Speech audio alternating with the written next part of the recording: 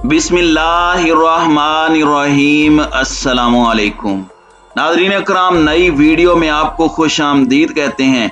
Israel की जानिब से मस्जिद अक्सा को गिराने के लिए काम शुरू कर दिया गया। हैकले सुलेमानी की तामीर के नाम पर मुसलमानों की मुकद्दस तरीन मस्जिद के इर्द गिर्द खुदाई शुरू कर दी गई। यहूदियों का दावा है कि मस्जिद अक्सा की जगह पर हैकले सुलेमानी था, जिसे मिस्मार करके मुसलमानों ने मस्जिद अक्सा तामीर की। उर्दन, तुर्की और दीगर बाज़ ममालिक की जानिब से शदीद एहतजाज, जबकि नमक हराम आले सऊद और दीगर अरब ममालिक खामोश। मुस्लिम उम्मा एक बार फिर सलाहुद्दीन अयूबी की मुंतज़िर। आज की वीडियो में हम आपको मस्जिद अक्सा पर यहूदियों के दावे और मस्जिद अक्सा को मिस्मार करने की यहूदी साजिश से आगाह करेंगे।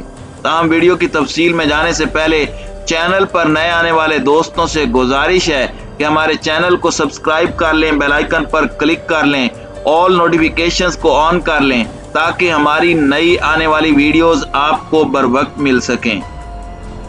नाज़रीन इकराम, नाजायज सेहूनी रियासत इसराइल का देरीना ख्वाब है कि किसी तरह मुसलमानों के किबला अव्वल मस्जिद अक्सा को शहीद करके उसकी जगह अपना मज़ऊमा हैकले सुलेमानी को जल्द अज जल्द तामीर किया जाए। यहूदी नजरिए के मुताबिक हैकले सुलेमानी बेहद अहमियत का हामिल है। इसका जिक्र आसमानी कुतुब में बाकसरत मिलता है। दरअसल ये एक इमारत है जिसे ताबूत सकीना की हिफाजत के लिए हजरत सुलेमान अलैहिस्सलाम ने तामीर कराया था। ताबूत सकीना हजरत आदम अलैहिस्सलाम को दिया गया और उनसे हजरत दाऊद अलैहिस्सलाम तक पहुंचा। इसमें हजरत मूसा अलैहिस्सलाम के तबर्रुकात महफूज थे, जिसका जिक्र कुरान करीम में भी है। इसराइली ताबूत सकीना को अपने किबले के तौर पर भी इस्तेमाल करते थे। ताबूत सकीना हैकले सुलेमानी में अहले बाबुल के हमले तक महफूज रहा। ताहम बख्त नसर ने हैकले सुलेमानी को तबाह कर दिया, लेकिन बनी इसराइल ने इसे दोबारा तामीर किया। फिर रोमियों ने हमला किया और इसे एक बार फिर खत्म करके इसकी जगह एक कलीसा की तामीर की। इसके बाद ताबूत सकीना गायब हो गया। जब हजरत उमर फारूक रजी अल्लाह तआला अन्हु ने इस सरजमीन को फतह किया तो रोमियों के कलीसा से कुछ फासले पर दुआ फरमाई, जहां मस्जिद अक्सा की तामीर की गई। नाज़रीन इकराम, यहूदी दावा करते हैं कि जिस जगह मस्जिद अक्सा वाक़ है वहां उनका माबद था। मुसलमान इस जगह को अपने लिए मुकद्दस जानते हैं, मगर यहूदियों का अकीदा है कि मस्जिद को शहीद करके इसकी जगह हैकले सुलेमानी की दोबारा तामीर की जाए। वो हैकल की एक पसमानदा दीवार में वाक़े दरवाजे के मुतालिक भी समझते हैं कि यह क़यामत से कबल उनके बादशाह की वापसी का रास्ता है। जब इस दरवाजे से उनका बादशाह यानी मसीहुद दज्जाल निकलेगा तो उसके पीछे तमाम मुर्दे उठ खड़े होंगे। यहूदी बड़ी शिद्दत से एक शख्सियत की आमद का इंतजार कर रहे हैं, जिसके हाथों यहूदियों को पूरी दुनिया की हुक्मरानी हासिल होगी। यहूदियों की इस मुकद्दस शख्सियत को इस्लाम में दज्जाल कहा जाता है। यहूदी ताबूत सकीना के लिए बड़े सरगर्दा हैं। वो माहिरीन आसार कदीमा के रूप में अफ्रीका समेत दुनिया के बहुत से ऐसे इलाकों को खुदाई करके छान मार चुके हैं जहां ताबूत सकीना मिलने का इम्कान है। इसी चक्कर में मुख्तलिफ बहानों से हर वक्त मस्जिद अक्सा के इर्द गिर्द खुदाई का काम जारी रहता है, जिससे मस्जिद अक्सा की बुनियादें भी कमजोर हो चुकी हैं। इस घिनौनी वारदात को रोकने की मुस्लिम ममालिक को कोई फिक्र नहीं है। ताहम मकामी निहत्ते मुसलमान और फलस्तीनी मैदान में डटे हुए हैं। वो गोलियां खाकर शहीद तो हो जाते हैं, लेकिन किबला अव्वल की बका के मिशन से 1 इंच भी पीछे हटने को तैयार नहीं है। नाज़रीन इकराम, गुज़श्ता रमज़ान में शेख जराह मोहल्ले को खाली कराने का जो अदालती फैसला सादिर हुआ, जिसके नतीजे में मशरकी बैतुल मक़दस मैदान जंग बन गया और बाद में गज़ा के मुजाहिदीन और सेहूनी रियासत के माबैन बाकायदा जंग छिड़ गई।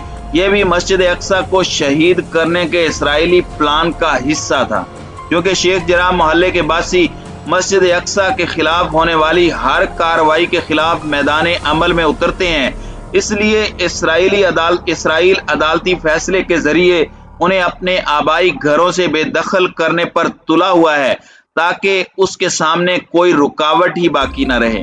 اب ایک اور تازہ واردات ہوئی ہے۔ بدھ کے روز تاریخ میں پہلی بار یہودیوں کو بھی مسجد اقصی میں عبادت کرنے کی اجازت دے دی گئی ہے۔ اسرائیلی آبادکار ربی اریہ لیپو نے مسجد اقصی کے مخصوص احاطے میں یہودیوں کے داخلے پر عارضی پابندی کے خلاف عدالت میں درخواست دائر کی تھی۔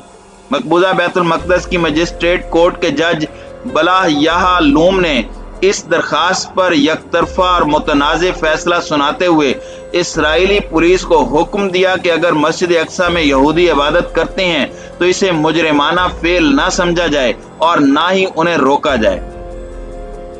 ناظرین اکرام، یاد رہے کہ 1994 میں عمان اور اسرائیل کے درمیان معاہدے کے تحت مسجد اقصی کے مخصوص احاطے میں یہودیوں کو عبادت کی اجازت نہیں تھی۔ اس حصے میں صرف مسلمان نمازیں ادا کرتے ہیں جبکہ یہودی قریبی مغربی دیوار پر عبادت کر سکتے ہیں۔